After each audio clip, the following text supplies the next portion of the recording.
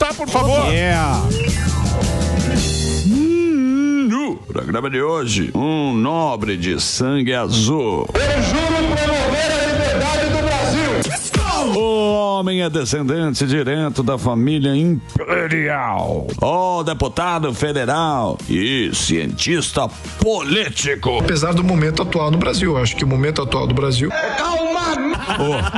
Luiz Felipe de Orleans e Bragança.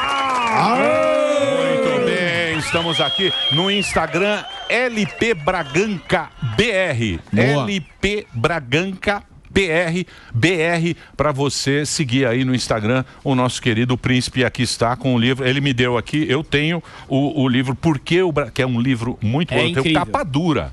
Eu tenho capa dura, que é porque o Brasil é um país atrasado. É um país atrasado, e eu sempre deixo esse livrinho lá porque é muito bacana. Todo mundo devia ler esse livro, porque tem muito da nossa história, tem muito, sabe, você é um cara bom. Você é um cara que manja, que domina, você domina o negócio, e você é diferenciado porque você hoje em dia a política está muito ligada entretenimento, barulho, populismo, cortes, tal, e você é um cara que sensato, que sabe o que está falando, não precisa disso. Cara maciota. E é um cara que a gente deve sempre respeitar e ter como um exemplo de político. Eu acho muito bacana. E as suas ideias também são muito boas. Como opositor, você é um opositor, e um opositor assim elegante. Eu diria que é a oposição. O inimigo vai estar com a gente um tempo. Então a gente precisa respeitar o que criou o inimigo. Se a gente quiser vencer, precisa saber como é que ele pensa e desarticular essas premissas de pensamento que construíram toda essa utopia na qual eles baseiam a realidade deles, né? Então é isso aí. Agora, esse livro, você fala nele porque chega um momento e fala, não, precisamos entrar no século XXI. O Brasil, né, você explica por que o Brasil é um país atrasado, só que a gente não entrou nisso aí. Por que a gente não entrou? Nós não tivemos, ao longo de 100 anos de história, dos últimos 100 anos, nós não tivemos um debate de Estado e perdemos o cordão umbilical com a Europa, que onde estava o Estado evoluiu, e os Estados Unidos não perdeu o cordão umbilical com a Europa, mesmo sendo um contraponto ao que era a Europa. Os Estados Unidos estavam se monitorando o que está acontecendo na Europa, como é que eles estão funcionando. Era um rival durante todo o século XIX, boa parte do século XX, mas mesmo depois, teve que ajudar a Europa e tiveram que passar o julgamento. Qual é o melhor sistema de governo? Passaram a ajudar a Europa a se reconstruir e ajudaram o Japão a se reconstruir. Então, eles precisavam ser sensíveis a como é que se constrói um Estado. Eles reconstruíram o Japão, mantiveram a monarquia japonesa, colocaram lá um modelo parlamentarista, sendo que eles são presidencialistas. Então, você veja a sensibilidade do que foi a evolução do pensamento político no hemisfério norte. Nós aqui no hemisfério sul estamos isolados, completamente isolados. Nós estamos isolados socialmente, isolados politicamente, fechados economicamente. Então nós não evoluímos, ainda ficamos falando aqui de 3 poderes, tentar equilibrar os 3 poderes de Montesquieu, que era, na verdade, não é executivo, legislativo e judiciário, era monarquia, aristocracia e clero. Esses eram os 3 poderes de Montesquieu. Mas eles já estão vencidos desde o século XVII.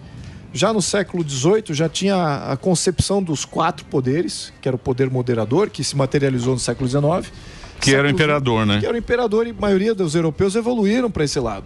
E depois construíram outros poderes para equilibrar e neutralizar a possibilidade de você ter uma ditadura, uma tirania. O Brasil nunca passou por essa evolução. Nós perdemos essas páginas evolutivas no nosso isolamento. Então, o que esse livro faz? Na verdade, a Constituição Libertadora que a gente publicou em 2021, ela vinha com esse propósito de fazer uma análise de Estado, como é que a gente se organiza para evitar esse tipo de coisa que a gente está vendo hoje, né?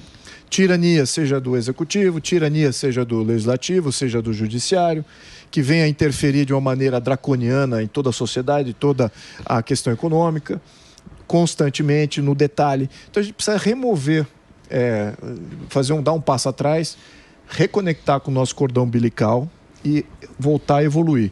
Então a gente tem que dar um salto, na verdade dar esse salto evolutivo de Estado.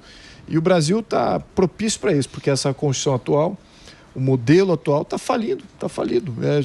Todos que operam o direito hoje, advogados, juízes, desembargadores, políticos, policiais, sabem que acabou o Estado de Direito, acabou a Constituição. Mas você acha que isso é só no Brasil que está acontecendo ou é essa própria democracia que está meio bagunçada? Está acontecendo em todo o mundo ocidental.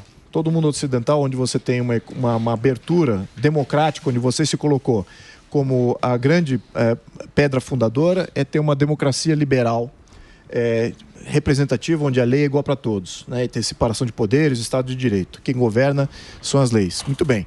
Nesse contexto, todo país que é criado neste contexto está falindo.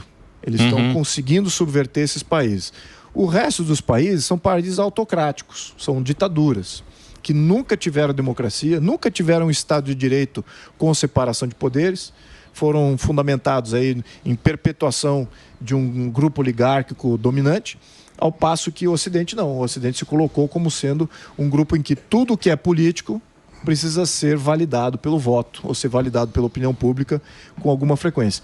Então, é isso que a gente precisa ainda resgatar. Então, nós estamos falindo, talvez mais rápidos do que alguns países, mas não tão rápidos quanto alguns que já faliram. Então, mas, por exemplo, lá no Fórum, porque agora eles falam que o Fórum Econômico que é o que manda. O Fórum Econômico está mandando, que é os bilionários do mundo. Sim. E eles falam que o exemplo bom é o da China. Então, você vê que... Economicamente ou ideológico? Não. Tudo tem esse movimento, é um movimento que está tendo, né? É verdade. Isso deve separar, não? Uma coisa é ideologia, uma coisa é parte econômica da China.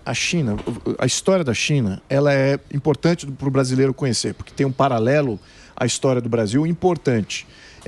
A história da China, ela se desmembrou no século XIX. Os ingleses fizeram 2 guerras do ópio, conseguiram subjugar o Império Chinês. Ele teve que fazer concessões de portos, mineradoras, fazendas, ferrovias, tudo o inglês dominou. Aí veio o sequenciamento de outros países vir dominar aquele país China. Veio a França, depois veio a Rússia, depois veio os Estados Unidos, veio a Inglaterra e finalmente o Japão. Aí foi a gota d'água que iniciou um movimento nacionalista que gerou a China de hoje, com Mao Tse-tung, em 1946, teve Chiang Kai-shek antes, que liderou o nacionalismo no início do século, depois Mao Tse-tung estava dentro desse movimento, mas depois teve a Revolução somente após a Segunda Guerra Mundial. Muito bem, neste contexto, o que acontece? Eles aprenderam com Mao Tse-tung que o planejamento central, que a nacionalização das fábricas, a nacionalização das fazendas, gera fome e morte. Eles mataram 50 milhões de pessoas de fome. Esse foi o modelo chinês de planejamento central. Estatização de tudo, controle social em absoluto, controle cultural. Isso foi o modelo chinês. Então eles aprenderam e quase que o modelo comunista fale.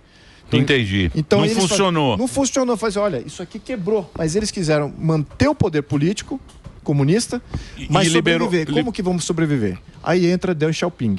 Deng Xiaoping é um pragmático, não era um liberal. Era um pragmático, mas ele tomou decisões liberais. O que ele fez? Ele liberalizou primeiro a fazenda. Ele deixou, olha, podem formar preço à vontade nas fazendas, vocês é que definam oferta e procura dos seus produtos, deixa isso liberalizado. Descentralizou o comando, criou essas zonas econômicas especiais e totalmente descentralizadas. Não havia uma regra central que pudesse interferir nessas zonas. Então, as zonas competiam uma com a outra. Uma descentralização total econômica. Começou com a privatização das fazendas, depois a privatização das indústrias, dos serviços. Finalmente, nos anos 80, voltou a Bolsa. Lembrando que a Bolsa de Valores da China estava operando até 46, até Mao Tse-tung. Fechou durante 40 anos, só foi abrir no final dos anos 80. Aí abriu a economia. Só que tem um problema. Eles abriram com uma condicionante. Em 1978, eles fizeram um plano quinquenal, que é um plano de 50 anos. Esse plano de 50 anos é o seguinte, eles vão emprestar a propriedade privada à livre iniciativa. Certo. Então, a propriedade privada na China ela é temporária. Entendi. Ela é concedida, ela ainda é do Estado, e o Estado pode revogar isso e está chegando o fim do plano. Por isso que de vez em quando os Alibaba aí dá uma treta. Exatamente. Então, mas você acha que, por exemplo, que nem diz que na Índia né? Porque implantar na China é fácil. Então o indiano ele fala, puta, se a gente fosse igual à China, isso aqui ia ser maravilhoso. Por quê? Exato. Porque na China o cara vai lá, assinou, falou, ó, vai fazer desse jeito e acabou. Não tem conversa. Eles escolhem por você. Que é onde a gente está vivendo aqui. Porque aqui, você é do PL, né? Você é direita. Sim. A própria direita agora, com o nosso... Malafaia. Não, Malafaia já Não, tá maluco. Isso já é Marçal. Se aqui, e aqui que tá essa confusão, como é que vai ser aqui o nosso futuro? Vamos fazer um pensamento de mãe de Ná aqui. Sim. Como é que vai ser aqui o Brasil, que agora já não é mais nem esquerda e direita, é uma direita que tá ali, que é essa confusão biruta. toda. Bom, o Brasil, de acordo com essas últimas eleições, o Brasil já se pronunciou não esquerda. Definitivamente do lado conservador-direita, né? Vamos, isso que ganhou. É o centro e a direita que reforçaram a sua presença e enxugaram, não só em voto, mas também em prefeitura, o que a esquerda é como proposta. Então, o Brasil está bem nitidamente, ao menos a opinião pública, se representada fidedignamente, temos uma maioria avassaladora. No entanto, o Estado e a política, e as políticas públicas que estão na Constituição e que fazem parte da política pública desse atual governo federal, ela é contra essa realidade. É contra essa sociedade conservadora. É uma política progressista, de interferência na sociedade. Quer interferir na economia, quer interferir na sociedade, fazer engenharia social de tudo quanto é jeito, fazer engenharia até de municipal. Né? Como é que vai ser a distribuição populacional dentro de um município. É isso que está vindo aí com os planos da esquerda, seguindo aí os modelos progressistas que a gente viu em outros países. Então, muito perigoso você ter um poder utópico, centralizado, com nenhum apoiamento popular, com nenhum apoiamento parlamentar representativo, no entanto, com a força do Estado por trás. Você está criando um cisma muito grande. Por isso que o governo bota dinheiro lá para votação. Nunca se colocou tanto dinheiro para comprar o deputado. As emendas. Mas essa emenda PIX, isso aí não tem jeito de acabar? Vai piorar. Sério? Muito. É mesmo? Muito, muito. Por quê? Quem ganhou essas eleições? Do ponto de vista de voto, o PL, a direita, ganhou. Tá, em termos de voto. Mas pode falar que a direita, PL e o Novo também cresceu em vários municípios, mas a direita ganhou em termos de volume de voto. E a esquerda, representada pelo PT, PCdoB e tudo mais, encolheu em termos de voto. No entanto, em termos de prefeitura, quem ganhou foi o Centrão. E o Centrão adora negociar. E o Centrão, exatamente. E o Centrão, ele é que comanda agora a maior parte das prefeituras. Cada prefeitura é um orçamentinho ali. E cada orçamentinho ali vai precisar de um deputado buscando emenda para fazer alguma coisa para aquela prefeitura para se manter relevante para um próximo pleito eleitoral, que já está vindo, que é 2026. Então, mas é o Brasilzão velho, né? Logo ali. É o pensamento antigo do Brasil. Não é, porque, por exemplo, mas está errado isso. Não, deixa eu terminar. Porque não é para o deputado levar dinheiro, não é função do deputado. É inconstitucional, eu concordo. Então, não é função. 100%. É completamente fora do intento constitucional do que é para ser um deputado.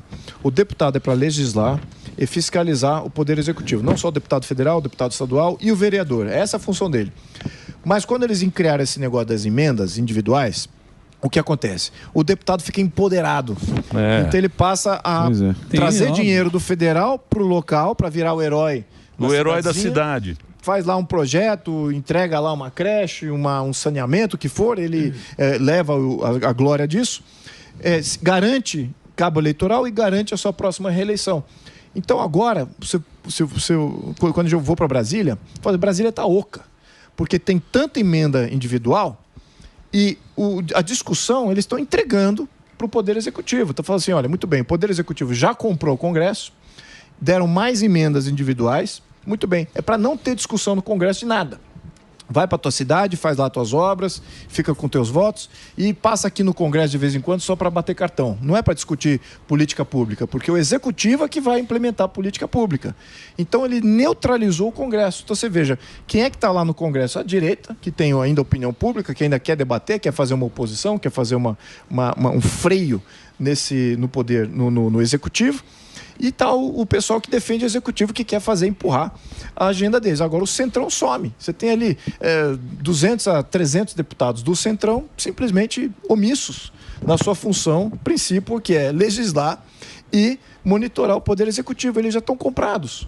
Eles estão comprados com as emendas parlamentares. Então, eu vejo essa dinâmica agora, como eles têm a maioria das prefeituras, vai piorar, porque vai vir mais demanda em torno de mais emenda, e isso vai criar uma pressão maior para que o presidente de Câmara negocie essa vontade. E é isso que ele faz. Mas o presidente de Câmara hoje não é um líder legislativo. E ruim, hein? Então todos, né, sequenciamento. Você viu lá o mineiro lá, vaiaram o mineiro votando lá, o presidente do... Você viu isso ou não? Não, muito parabéns aos que vaiaram. Os caras vaiando, ele meio sem graça. Falando sobre essa questão mesmo, né? O Centrão agora em vários municípios. O que faltou para a direita? Você acha que faltou para a direita colocar e apostar nos próprios candidatos, ao invés de apoiar gente que é do Centrão? Porque a gente viu que a direita também fez muitos prefeitos por aí, muitos vereadores. Você acha que faltou o que para a direita apostar mais nos próprios candidatos aí onde o Centrão conseguiu dominar? Faltou não ter um acordo, faltou não fazer parte de acordo, né, que foi isso que neutralizou a força da direita. Né, a direita entrou nos acordos, muito bem. Então, você alimentou, ressuscitou partidos que estavam moribundos. Exatamente. O PMDB, notadamente aqui, né, estava indo de franca... O PSDB acabou, né? Mas o Calcinha acabou. Esse já estava em conta própria. Já. É importante. Fique em casa se puder. Toma, vou fazer um break agora, rapidinho, para você da Rede Rádio. Muito obrigado, grande audiência aqui, ó. Vou passar o Instagram aqui do Príncipe. Ele é bom para você seguir. Sim. Tem ideias boas. Você tem ideia do recall também, né? Também, tudo. Não vamos falar da ideia do recall, que é muito importante, que é para quê? Que é pro político ficar pianinho. É que nem a gente aqui. A gente aqui tem audiência. Sim. Quando a audiência é muito alta, a gente é de uma arrogância. Sobe o salto. A gente sobe o salto, Não e tira fica muito foto, não arrogante, cumprimenta não ninguém. tira foto e tal. A audiência cai um pouquinho, você já fica vira no sapatinho. humilde. Fica no sapatinho. Então, essa ideia que esse homem que está aqui tem é muito boa, que o político vai ficar só no sapatinho, no pianinho. Daqui a pouquinho você vai saber. Entra lá, LP Bragança BR. Eu vou fazer o break agora pro Reginaldo. Vai lá, Reginaldo. Eu tenho uma pergunta. Tem pergunta? Sempre que vem alguém de direita aqui e fala da oposição, fala assim, não, a opinião pública tá com as pessoas. Mas eu, olhando de fora, posso ser ingênuo, não vejo grande oposição. E eu te digo por quê. O arcabouço fiscal foi aprovado, isso foi um ponto importantíssimo. Criaram vários impostos, não estou falando da reforma tributária, estou falando da criação de novos impostos que foram criados. Das pautas que eram caras para o governo, todas passaram. Exato. Todas passaram. Então, fora fundão eleitoral, que ninguém contra. Absurdo. O perdão, né, não sei como chama, perdão das dívidas. Sim, das dívidas. Dos partidos Anistia. fizeram. Então, às vezes, eu acho que a gente faz um papel meio Trouxa. Meio de tonto. trouxa. Você vota porque, no assim, cara. que oposição que é essa que passa? Aí eles ficam brigando em coisas que são menos impactantes, principalmente para a economia e para a sociedade. Eu queria saber a sua opção, que tá, a sua visão que está lá, que está no campo de batalha. Sim, bom, vamos pontuar a questão tributária, que eu acho que é fundamental a gente pontuar isso. A questão tributára, tanto o rompimento do teto de gasto, criação do arcabouço fiscal, a mudança de regra do CARF, que para mim isso é o maior sinal vermelho. Assim, não invista mais no Brasil, mudou a regra do CARF. Não tem regra. Não tem regra, ou seja, o governo sempre ganha quando a regra está ambígua. O juiz é da casa. Exato, o juiz é da casa. E finalmente, agora a bomba atômica é a reforma tributária. Todas essas não houve discussão. Não houve discussão e a oposição, os deputados da oposição votaram contra. Absolutamente todas essas. O que aconteceu foi que esse centrão... Mais ou menos. Tá cheio de gente do PL que votou 20 deputados. 20 deputados do PL. Mas tem um... O que eu posso fazer? Eu não sou líder do partido. Se você não pode fazer... Então, mas deixa eu perguntar um negócio agora. Então, beleza. Só interromper nesse ponto. O que acontece isso? É o deputado brasileiro ou isso está na nossa índole? Ou é a índole brasileira? Porque eu acho que a gente sempre quer uma resposta rápida para as coisas. O brasileiro, ele é assim, a gente não aposta a longo prazo. Isso. Por que acontece isso? Eu não sei se é o político, né? O político que vai lá e faz o acordo. Porque o acordo é feito à noite na mansão. Tomando Blue Label. É lógico. Né? O acordo é feito lá. Por que esses caras fazem isso? Como é que você analisa isso? É exatamente isso. São os acordos fora da luz do parlamento, fora da luz da opinião pública, que são travados entre as lideranças partidárias. A maioria dessas lideranças partidárias são de partidos do centro e eles definem a agenda política e como é que vão votar. E muitos que você está vendo agora o Lira jogando para o plenário é porque as lideranças já têm consenso das suas bases e vão ter voto para poder votar uma coisa que vão ganhar. Então, é um acordão que estamos tendo lá. Então, as comissões onde deveria estar tendo as discussões, na minha opinião, nada deveria estar indo a plenário se não tivesse antes passado nas comissões. Porque nas comissões você faz um debate mais aprofundado num tema, pode votar lá na comissão, pode tirar de pauta. Lógico. Agora, quando você joga direto no plenário, já com acordo de lideranças que os seus deputados vão seguir como rebanho, pronto. Aí a coisa neutralizou. Aí como é que o líder de partido, ele convence os outros deputados a votarem num tema? Fala assim, olha, o governo vai liberar tanto aqui para o partido, vai dar tanto, tal obra, vai dar aquela estatal de nomeação nossa. Então pronto, o governo compra essas bancadas e compra essas lideranças. E isso eles convencem os deputados a deixarem de ter um voto individualizado. Se a gente seguisse o regimento do Legislativo, tal qual ele foi a princípio criado, nós não teríamos esse tipo de venda sistemática do Legislativo. Mas não, a gente está elegendo presidentes de Câmara que violam o regimento para fazer entrega do Legislativo para o Poder Executivo. Isso é sistemático. Então não temos um Legislativo, a verdade é essa. E eu tenho falado até reiteradamente, a história de toda a democracia representativa, os Estados de direito modernos, os países envolvidos, eles têm congressos fortes, eles têm legislativos fortes, eles têm parlamentos fortes, porque lá você tem toda a opinião pública representada e você faz um debate daqueles representantes e aí você leva a voto, mas de uma maneira totalmente transparente. Como está no Brasil, a gente está enfraquecendo o legislativo cada vez mais, dando poder mais sempre ao executivo ou agora ao judiciário. Então, isso não é democracia representativa, não é Estado de Direito moderno, não é um país desenvolvido. Boa, Príncipe. Pode chamar de Príncipe? É um problema. Estamos de volta. Estamos de volta aqui na programação, né, Zuzu? É exatamente, a Jovem Pan com o nosso querido Príncipe. Pode chamar de Príncipe? Pode, fica à vontade. Príncipe, tem aqui a política é feita por articulação. E nós temos aí o Caçabão. Você falou do Centrão. O Caçabão agora está com um capital político gigantesco. Exato. E ele já sinalizou, preste atenção, que ele gosta do Tarcísio como possível presidente para 2026. Como que você analisa o Kassab e essa ligação do Tarcísio? Por que eu estou dizendo isso? Porque a direita também tem algum opositores do Tarcísio. Você falou que ele traiu o movimento, que ele não é a direita puro sangue. E o Kassab falou, não desmerecendo o Bolsonaro, quem colocou o Nunes no segundo turno foi o Tarcísio. E ele realmente levantou a pauta, levantou a bandeira e comemora por isso. Como que você vê tudo isso? Olha, eu acho que o que está acontecendo nessa última eleição, ele está desvelando quem é quem. Exato. Né? Isso está ficando bem claro quem é quem nos seus posicionamentos. O Tarcísio, ele está sendo um bom governador, eu acho que nota boa para ele. Sim. Só que ele é o cara da direita? Não é o cara da direita, ponto. Ele já está pacificado. Claro que não. Claro que não, ele é um cara do sistema. Mas você não acha ele um cara objetivo? Não, técnico? Eu achei ele objetivo. Eu acho que ele explicou bem. Entregou. É racional, então. racional, objetivo, trabalha bem, sabe entregar, técnico. Sim. Ele é o melhor candidato do sistema. Ótimo, vamos ter um candidato do sistema, que é o Tarcísio, e agora vamos ter, espero, que algum candidato antissistema surja para ser governador de São Paulo. Relaxa que eu tô aqui. Antissistema, porque o antissistema que apareceu foi o Marçal e bagunçou tudo. Pode ser. É esse Pode ficar tranquilo que eu tô aqui. Eu acho que a população tem que entender essa dinâmica, porque aí continuamos refém, né, do lobo em pele de cordeiro. Sim. Na verdade é isso. Tá regurgitado o que existia no passado, que é o Teatro das Tesouras, que você tinha uma parte do sistema era PT, a outra parte, que também era sistema, era PSTB. Exato. Os dois faziam parte, davam no funil, davam no mesmo resultado, só que com candidatos diferentes. Então a gente está vendo isso, só que o que está mais nítido para a população é quem nos posicionamentos. Isso que eu achei importante. Vamos só pontuar aqui. Nós estamos numa guerra que é muito além de uma guerra de ocupar espaço. Nós estamos aqui numa guerra contra um poder totalitário de Estado que está sendo construído.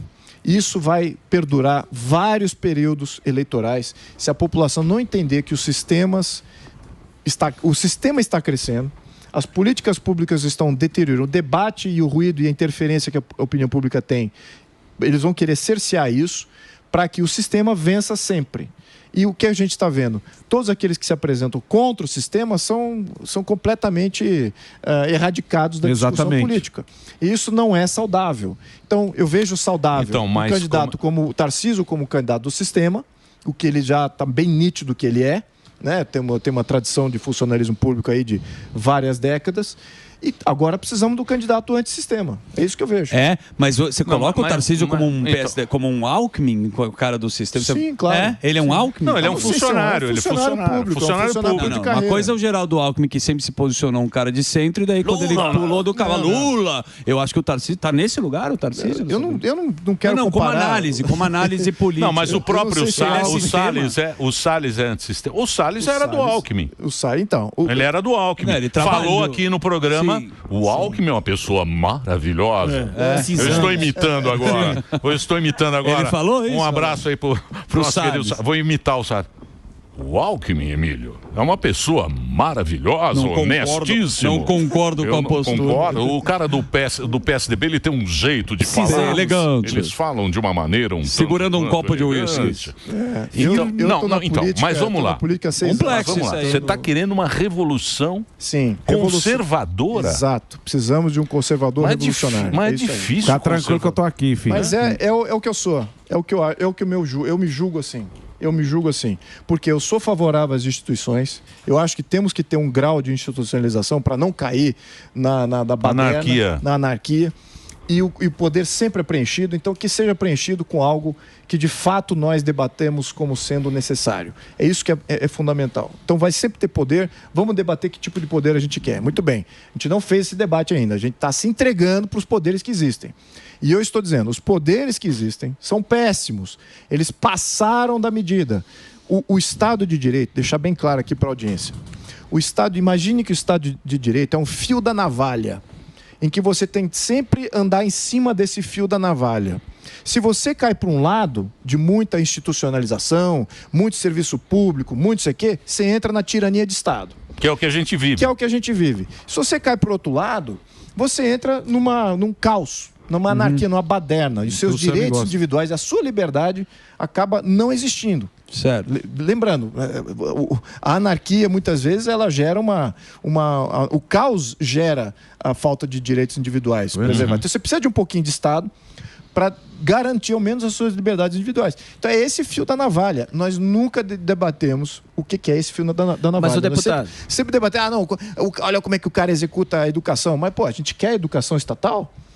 Quer educação estatal, esse prejuízo? Ou seja, queremos a Previdência que está, e o Sami está aqui para corrigir de novo. A Previdência tem que ser reformada. De novo. Em absoluto, de verdade, não é esse ajuste que a gente teve. Temos que reformar de fato a Previdência, sair do modelo estatal socializante e ir para um modelo individualizado, de capitalização individualizada. É isso que a gente precisa fazer. Alguém está debatendo isso? Não. Está debatendo como é que vai gerir melhor o Estado. O Estado eficiente não existe.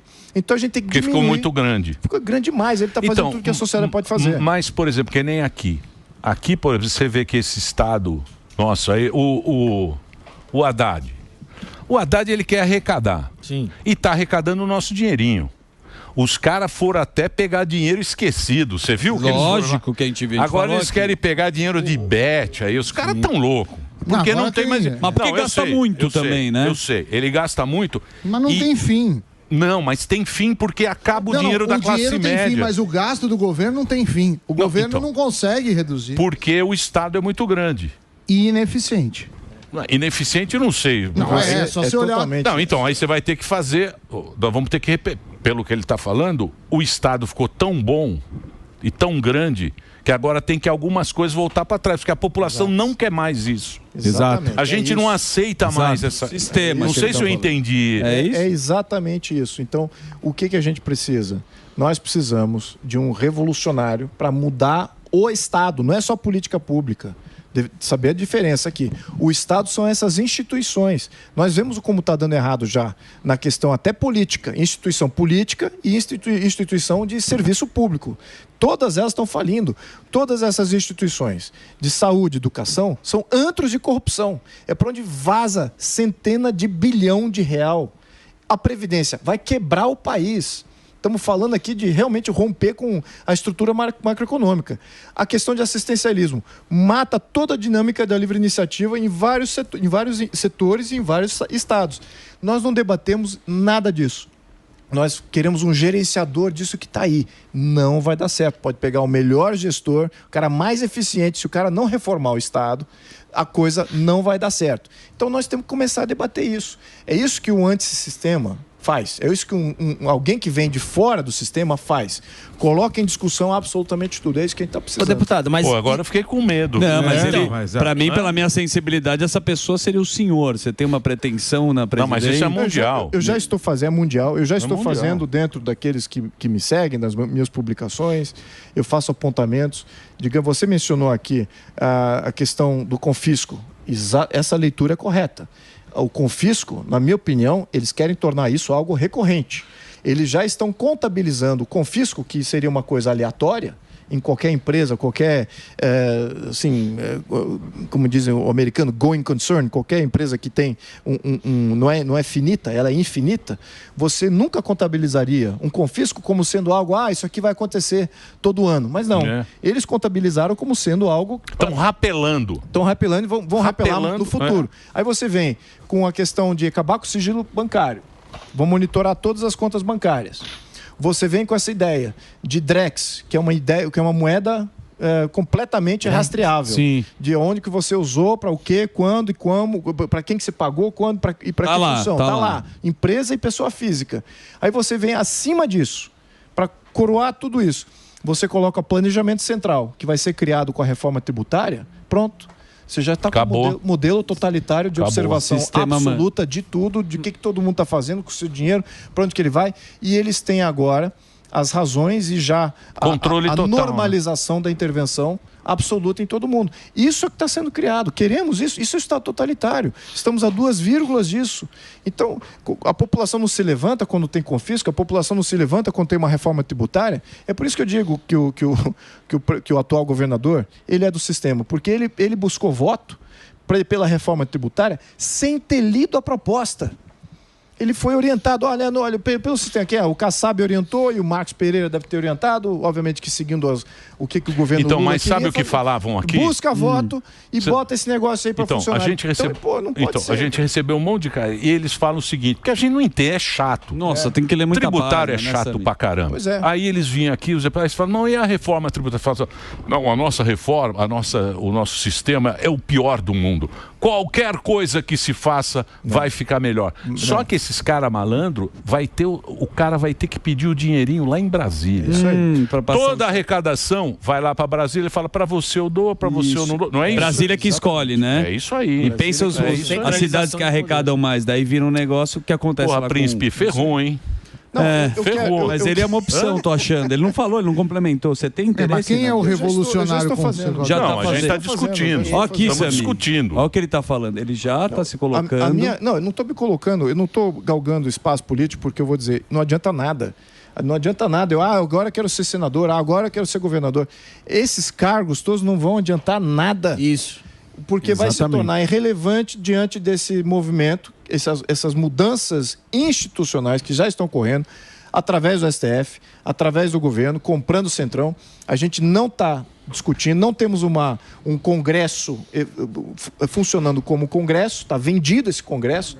Então, o que acontece? O plano totalitário, independente se a esquerda está em alta ou em baixa, não importa, o plano totalitário está passando. E é isso, aí você fala assim, para que serve um cargo público? Para que vai servir um governador de estado?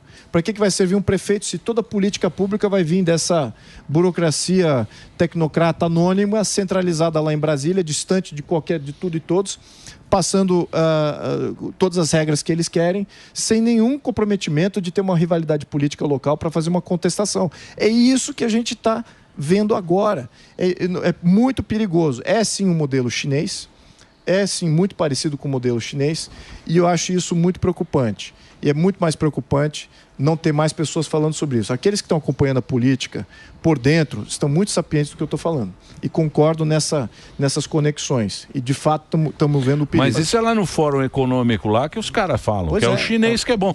Por isso que o nosso estava sentado lá com... Não, o nosso... Com quem que ele sentou lá? Quem?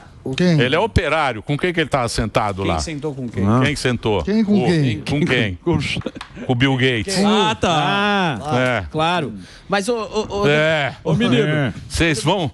E a gente aqui não pensa nisso, viu, príncipe? Aqui fica nessa coisinha de direita e esquerda. Sim. Fica aqui uma coisa, né? Uma série D, né? Fica uma jogando no parquinho, com areia, com baldinho, com vasinha, fica brincando aí no cantinho aí de política. Eu ia perguntar isso, deputado, porque assim, a gente tem eleição de 2 em 2 anos e o povo sempre tem a fé que vai entrar um cara que vai, ou revolucionário de cá ou dali, mas se não mudar a regra do jogo, esse cargo, como o senhor acabou de falar, esse cargo não significa absolutamente nada. Assim, se o livro da regra tá ali, as peças vão se mexer de acordo com... Só que, e aí? Como é que tá a conversa lá com os deputados nessa questão de nova Constituição e também o povo? Tem que conversar com o povo, porque provavelmente vocês vão ser taxados de maluco, quer mudar a Constituição, aquela história toda. Eu acho que primeiro tem que ter um movimento social. Não podemos depender dos parlamentares, nenhum parlamentar, esquece todos eles, todos os governadores, todos os senadores, esquece tudo. Temos que fazer um movimento social em prol de uma nova Constituição e já definir o que queremos nessa nova Constituição, para não ficar aquela coisa meio vaga, abstrata, né? Aquela coisa meio abstrata. Tem que ser já pontuando já os problemas e para onde a gente tem que dirigir o país. Então, isso tem que acontecer na sociedade. Quando isso estiver maduro na sociedade, aí os representantes podem até pautar um plebiscito para chamar uma constituinte independente, da qual ninguém se elege para nada. Só a Constituição. Eu até já me coloco como esse é o cargo que eu quero. Você quer? Eu ambiciono fazer parte dessa constituinte em que você não vai ser eleito no futuro. É só para fazer a Constituição. Sim. Só para fazer a Constituição. Uma nova, né? E você define o sistema eleitoral, você faz o recall de mandato, você dá transparência e uma conexão maior entre o eleitor e o seu eleito. Você descentraliza de Brasília, você começa a pacificar esses temas de previdência, o tema de saúde, educação, quem é que para prestar isso? Você vai continuar com o SUS, vai continuar com a educação básica do jeito que está? Tudo isso tem que ser redefinido, porque é exatamente isso que cria essas amarras que hoje implodem o país. Então a gente tem que, de fato, trabalhar nisso, nesses pilares que sustentam o atual modelo. Com tanta paixão política, o povo está pronto para isso? Eu acho que sim. Acho que a consciência do brasileiro, assim, na minha leitura agora, olhando o mundo, tá? Eu não conheço outro país que está com tanta gente consciente de política, seguindo política e também querendo fazer uma mobilização política com a tamanha dimensão que a gente vê. Eu não vejo outro país, não vejo isso na Europa, talvez agora está ressurgindo, mas eles já passaram pelo momento cívico deles. A Europa, a direita está levando tudo, até na Alemanha lá. O sistema lá já é aberto, o sistema lá já é muito mais aberto que o nosso. Todos os sistemas europeus, em função da proximidade dos parlamentos, eles se replicam, a gente está muito distante desses parlamentos, a gente nunca teve nenhuma, vou copiar o que o parlamento da França faz, ou vou copiar o que o parlamento da Inglaterra, como é que eles operam, nada disso, a gente está numa bolha completamente nossa. Mas está na hora de romper essa bolha e trazer um pouquinho mais do que essas tendências mundiais para a gente rever o nosso quadro constitucional e nos colocarmos. Aí eu acho que seria essa a missão de uma nova Constituição. Ter uma nova Constituição para garantir que no Brasil nunca teremos mais ditadura. Nunca teremos mais tiranos do poder público interferindo no privado da maneira que a gente está vendo hoje. É um absurdo ver um país do nosso tamanho, da nossa dimensão, da nossa consciência social se entregar passivamente, e não é passivamente, mas está se entregando gradualmente a um poder tirânico central que está sendo construído, tal qual eu estou descrevendo aqui. E a consciência disso está se expandindo. Então, eu acho que é possível sim, mas eu gostaria de ver um movimento social. E já está acontecendo. vários movimentos individualizados, de juristas que entendem do problema, mas você acha que eu acho que o povo não sabe muito. Aparece, por exemplo, Marçal apareceu agora, né? Sim. Que a gente está em São Paulo. A gente está falando pro Brasil inteiro. Então, quem está mais em São Paulo, na capital, aí que teve essa eleição, você vê o cara do Marçal. O Brasil acompanhou bastante. Aí o cara chega, e aí esse cara? Como é que é esse cara? Ele é bom, ele é legal, ele é honesto. As pessoas não sabem direito, elas não estão felizes. O brasileiro satisfeito. Ele não tá. Não é um negócio que ele quer. Mas ele também não sabe para onde ir, sabe? E quando você não sabe para onde ir, é uma porcaria. É pior do que Nossa. Você pega um carro e não sabe para onde você vai viajar, você fala, É isso mesmo. É isso aí. A minha opinião do Marçal é que ele está com o discurso certo. É o discurso dos últimos 10 anos, é o discurso que elegeu o presidente Jair Bolsonaro. Sim. É o discurso que elegeu, acho que me elegeu também, esse mesmo discurso. É antissistema, é reformas, é contra o socialismo, é contra essas interferências arbitrárias, essa fisiologia, falta de transparência, a ditadura do Estado. Tudo isso é o discurso dele. Então, não votar nele, então tá bom, quer dizer que alguém outro que está com esse mesmo discurso que não é ele? Não, nenhum outro está com esse discurso. Então, a gente tem que dar o braço a torcer, ao menos aquele que está querendo atender essa parcela da opinião pública. E o que me alegra disso tudo é que ele está falando algo que há 10 anos, há 20 anos atrás seria extremamente impopular. Exatamente. Né? Você vir contra o sistema, mas peraí, o sistema faz tanto por vocês. Tanta coisa boa, o sistema é tão bacana, tão bonzinho. Esse cara é maluco. Esse cara é louco aí, quer acabar com essas políticas sociais maravilhosas que a gente desenvolveu. Agora ele está falando exatamente ao contrário. E isso está tendo alcance, popularidade. Então, a população já entendeu, já estamos lá. E mais do que isso, na periferia. Periferia, porque exatamente. a gente viu que o Boulos ele foi bem mais votado na turma mais rica. E aí você pega ao redor... Não, mas os velhos ficaram com medo do Marçal. Não, senhores, não. Senhores ricos. Senhores da praça. Não. Senhores e senhoras jogam gamão. Não é, porque ele vem também, fica andando descalço, subiu no carro. Vai lá. Tô falando muito moderno. Tá falando do jardim. Subiu descalço. Falou que ia fazer um prédio de 1 quilômetro. O teleférico. O velho tem medo de altura. Entendeu? Agora, Luiz, como o cara é difícil. Como Acabou, Dedê? Acabou. Que papo Acabou. Chega. Também gostei. Tava dormindo. Ô, Luiz Felipe, obrigado por você ter vindo. Tô querendo dar o meu livro aqui pra vocês. O livro? Tá aqui, ó. Esse é novo. Pro Emílio e pros amigos 7 Poderes. Pô, a gente vai rasgar a página. Aqui, ó. Vamos dividir, cada um lê um capítulo. O Brasil no século XXI. Esse aqui, ó, tá aqui, ó. Quer pra mostrar, o câmera foi embora, ó. Olha só que beleza. Ele foi embora, o câmera foi embora. Entra o coelho, o animal largou. O câmera abriu mão. O coelho de câmera agora. Tá aqui o livro, ó. 7 Poderes. Tá aqui pra vocês aí, a ver em todo o Brasil. Aqui, ó, pra você seguir. Pô, obrigado. Vou passar um Instagram. Obrigado, Emílio. LP Braganca. LP Braganca BR. LP Braganca PR é o Instagram aqui do Luiz Felipe, que é o nosso deputado federal. Obrigado pelo papo. Obrigado. Espero que você volte mais vezes.